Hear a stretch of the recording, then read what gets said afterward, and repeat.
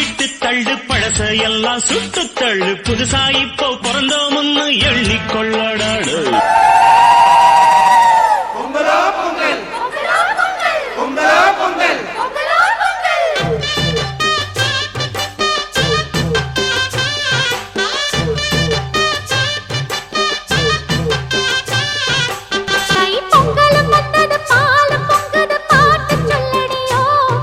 மண்ணுல